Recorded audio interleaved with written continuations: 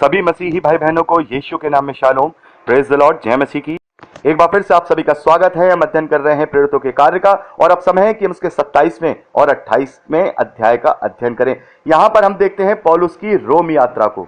यहां पर निश्चित हुआ कि पौलुस और अन्य बंदियों को जहाज के द्वारा जो इटली है वहां पे भेजा जाए। इटली वो देश है जिसकी राजधानी रोम है, वहां पर भेजा जाए। और इस पूरी यात्रा को आप पर्सनली रूप से पढ़ लीजिएगा। यहां मैं डिस्क्राइब नहीं करूंगा कि कैसे कैसे वहां पर वो निकलते हैं, क्रेते पहुंचते हैं, और क्रेते पहुंच करके पौलुस उन्हें चेताते हैं कि मुझे ऐसा लगता है कि यहाँ प्रॉब्लम होने वाली है, हम पर विपत्ति पड़ने वाली है। ना केवल इस माल की बल्कि जहाज की, हो सकता है हमारे प्राणों पर भी ये विपत्ति आ जाए। और उसी प्रकार से जैसा पौलुस ने कहा था वैसे ही होता है।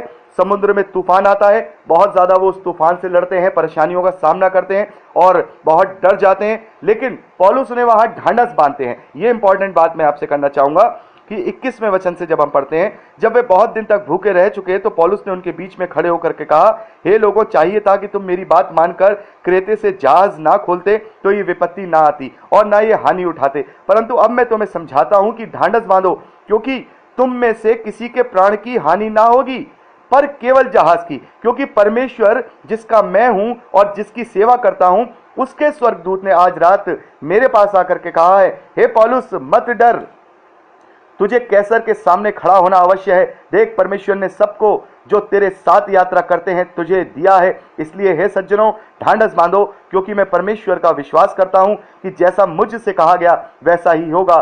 परंतु हमें किसी टापू पर जाकर टिकना होगा। तो यहां पर देखते हैं कि जहाज टूटने की कगार पे है, उन्हें अपनी मौत सामने नजर आ रही है। तूफान है कि बंद होने का नाम नहीं ले रहा है, लेकिन यहां पर पौलुस को पूर्ण विश्वास है और वो दूसरे लोगों में भी विश्वास उत्पन्न करा रहा है कि मत डरो, मैं परमेश्वर का दास हूं, मुझे भरोसा है, मुझे विश्वास है कि जो कार्य प्रभु यीशु मसीह ने मुझे करने के लिए दिया है, मैं अवश्य ही कैसर के सामने खड़ा होऊंगा, क्योंकि उसने मुझसे कहा है। वो उन्हें ढांढस बांधता है और उन्हें एक बात बताता है कि हमें कोई टापू ढूंढना होगा जहां पर हम रुक सके। तो यहां 27वें वचन से जब हम आगे पढ़ते हैं तो यहां जहाज टूटने लगता है। वो लोग जहाज को हल्का करने के लिए सारा गेहूं, सारा सामान वो भी फेंक देते हैं, लेकिन जहाज है कि टूटने की कगार पे आ गया है।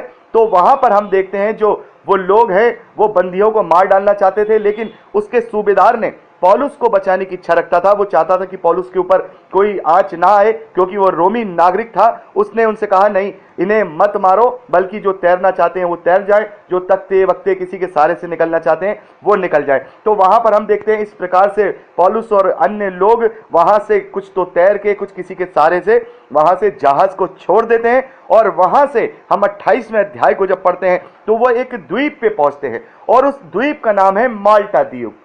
इस माल्टा द्वीप में आकर के वो अपने प्राणों को देखते हैं कि वो बचे हुए हैं और वो वहां पर रहते हैं। और ये एक जो माल्टा द्वीप है, यहां पर भी वो प्रभु के प्रचार को करते हैं। आप यहां पे पढ़ सकते हैं, आपने आशा करता हूं आप पढ़े भी होंगे इसको। तो यहां पर हम देखते हैं कि वो माल्टा द्वीप पे आते हैं, और माल्टा द्वीप पे 3 महीने रहने के बाद वहां जब वो लोगों को अद्भुत बातें वहां समझाते हैं, और वहां हम देखते हैं 7वें वचन से, उस जगह के आसपास उस टापू के प्रधान पुबलियस की भूमि थी। उसने हमें अपने घर में ले जाकर 3 दिन तक मित्र भाव से पढ़ाई की।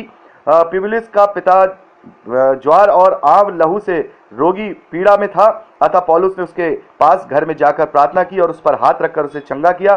तब ऐसा हुआ तो उस द्वीप के बाकी बीमार और अन्य जो लोग थे वो भी चंगे किए। उन्होंने उन लोगों का बहुत आदर किया, और जब हम चलने लगे तो हमारे लिए जो भी कुछ आवश्यक था जहाज पर रख दिया। तो यहां पर हम देखते हैं कि माल्टा द्वीप पे भी उसने प्रभु की महिमा की, लोगों को प्रभु यीशु मसीह के नाम से चंगा किया और लोगों ने विश्वास किया। वहां 3 महीने रहने के बाद वो वहां रोम के लिए निकलते हैं और वो रोम पहुंचते हैं। और वहां पर रोम पहुंचने के बाद हम देखते हैं पौलुस को अब नजरबंद की बजाय केवल एक सैनिक के साथ जो उसकी रखवाली करता था, अकेले रहने की आज्ञा मिल जाती है। तो यहां पर भी बड़ा शॉर्ट में ही जो लूका है उनके द्वारा लिखा गया है, वो पूरी बात नहीं लिखी कि वहां क्या हुआ, कैसे हुआ। निश्चित तौर पे वहां जब पौलुस पहुंचे होंगे, उनका मुकदमा वहां पर ले जाया गया होगा, तो पौलुस ने अपनी बात रखी होगी कि मैं निर्दोष हूं, और रोमी नागरिक होने के नाते उन्हें इस बात की वहां परमिशन मिल गई कि मुझे नजरबंद ना किया जाए, बल्कि एक सैनिक के पहरे में मुझे रखा जाए,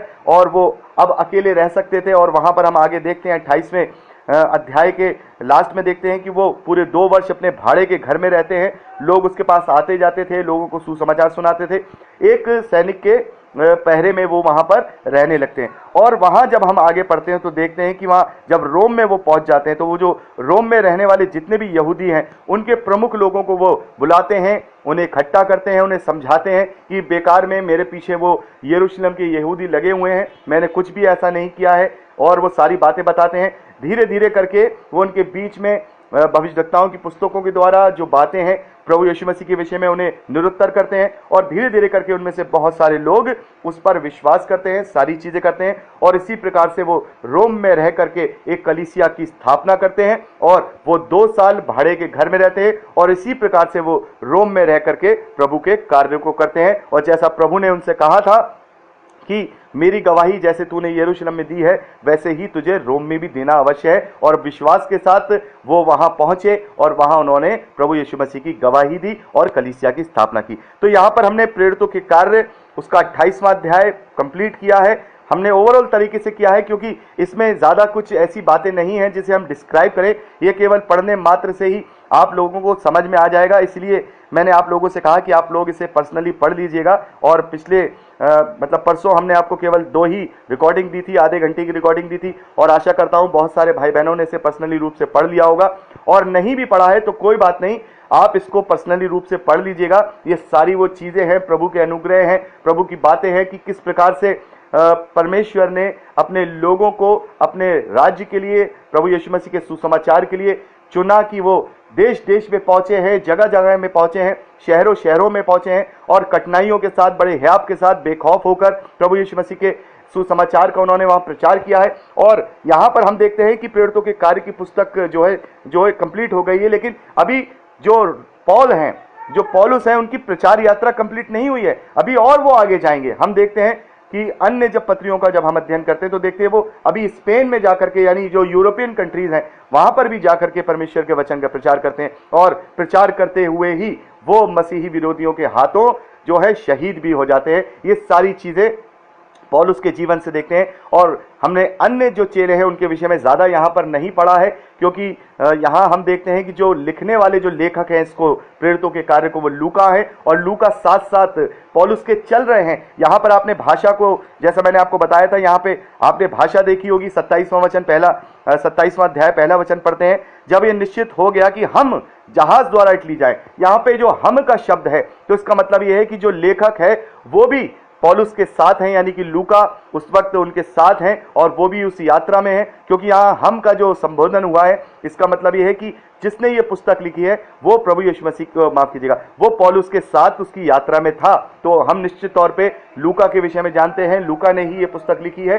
तो लूका पौलुस के साथ थे। वो उसके बाद हो सकता है रोम से स्पेन और कहीं और आगे बढ़े हों, फिर वो वापस यरूशलेम ना लौटे हों, उन्हें वहाँ के कोई हालात नहीं पता हो, जिस वजह से यहाँ पर इस प्रेरितों के कार्य में उन चेलों के विषय में नहीं लिखा गया है या वो नहीं लिख पाए। तो यहाँ जितनी भी हमने यात्राएं देखी, जितनी भी हमने चीज़ें देखी, तो इससे हमने ये सीखा है कि कैसे परमेश्वर अपने प्रचार के लिए लोगों को इस्तेमाल करते हैं और बड़े हयाब के साथ उनका साथ देते हैं। और वो लोग निडरता के साथ और चतुरता के साथ, मेन चीज़ है चतुरता के साथ और हयाब के साथ वो परमेश्वर के वचन का प्रचार करते हैं। और यही जो प्रेरितों के कार्य है वो प्रचारकों के लिए ज़रूरी है कि उसको बहुत डीपली अध्ययन करें। हमने भले ही ओवरऑल तरीके से अध्ययन किया है क्योंकि हम सभी प्रचारक नहीं हैं, इसमें बहुत सारे ऐसे लोग भी हैं जो मसीह के वचन को सीखना चाहते हैं।